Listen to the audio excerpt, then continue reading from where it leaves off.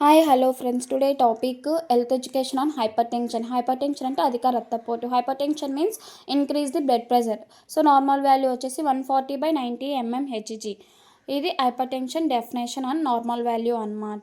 So next వచ్చేసి దీని కారణాలు. సో దీనికి ఏమేమి కాజెస్ ఉంటాయి అంటే too much salt, age, stress, obesity, hereditary. Too much salt అంటే ఎక్కువగా ఉప్పు తీసుకోవడము, ఏజ్ ఎక్కువగా ఉండడము, ఒబేసిటీ అంటే అధికంగా బరువు ఉండడము, స్ట్రెస్ అంటే మానసిక ఒత్తిడి, హెరిడిటీ అంటే వారసత్వం అనమాట. ఇవి కారణాలు. సో నెక్స్ట్ వచ్చేసి లక్షణాలు. సో లక్షణాలు అంటే సిమ్టమ్స్. సో సిమ్టమ్స్ ఏమేమి సిమ్టమ్ వస్తాయంటే fainting, dizziness, low blood pressure, fatigue, nausea, irregular heart beat, vomiting.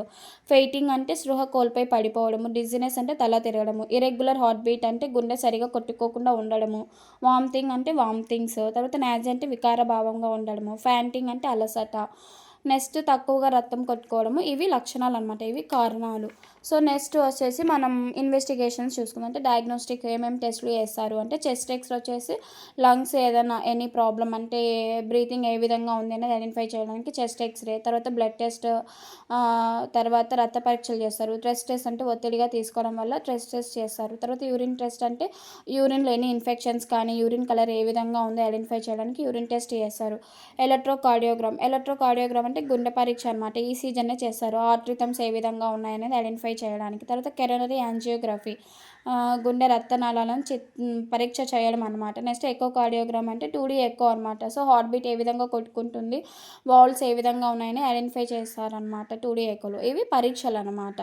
Next వచ్చేసి మనం హైపర్ టెన్షన్ని ఎలా కంట్రోల్ చేసుకోవాలి, ఏ విధంగా కంట్రోల్ చేసుకోవాలి అని అంటే ఎక్కువగా ఫ్రూట్స్ తినాలి, తర్వాత బాగా నిద్రపోవాలి, తర్వాత వాటర్ ఎక్కువగా తీసుకోవాలి, తర్వాత క్రమం తప్పకుండా ఆరోగ్య పరీక్షలు చేయించుకోవాలన్నమాట. మోర్ వెజిటేబుల్స్ తినాలి, తర్వాత స్మోకింగ్ని అవాయిడ్ చేయాలి, మెడిటేషన్ చేయాలి, రెగ్యులర్ హెల్త్ చెకప్స్, తర్వాత ఎనఫ్ స్లీప్, వాకింగ్, ఇవి అనమాట మోర్. ఇవి how to control the hypertension అనమాట.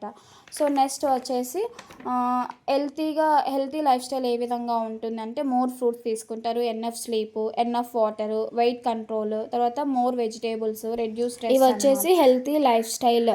సో అంటే ఆరోగ్యకరమైన ఆహారం తీసుకోవడం అనమాట బీపీకి వచ్చేసి. సో మనం ఏమేమి తినాలి, more fruits, enough sleep, enough water, weight control, more vegetables and reduce the stress అనమాట. సో ఇవి healthy lifestyle. So next వచ్చేసి అన్హెల్తీ లైఫ్ స్టైల్ అంటే అనారోగ్యకరమైన అలవాట్లు ఏమున్నాయంటే స్మోకింగ్, స్వీట్స్ ఎక్కువ తీసుకోవడము, alcohol, drugs, junk food, too much coffee, అంటే ఇవన్నీ అవాయిడ్ చేయాలి. అన్హెల్తీ లైఫ్ స్టైల్ అనమాట ఇవన్నీ. అంటే ధూమపానము, మిఠాయిలు, తర్వాత మద్యము, మత్తు పదార్థాలు, అనారోగ్యకరమైన ఆహారం తీసుకోవడము, ఎక్కువగా కాఫీ తాగడము, ఇవన్నీ మనం ఏం చేయాలి, అవాయిడ్ చేయాలి. హెల్తీ ఫుడ్ని మనం తినాలి.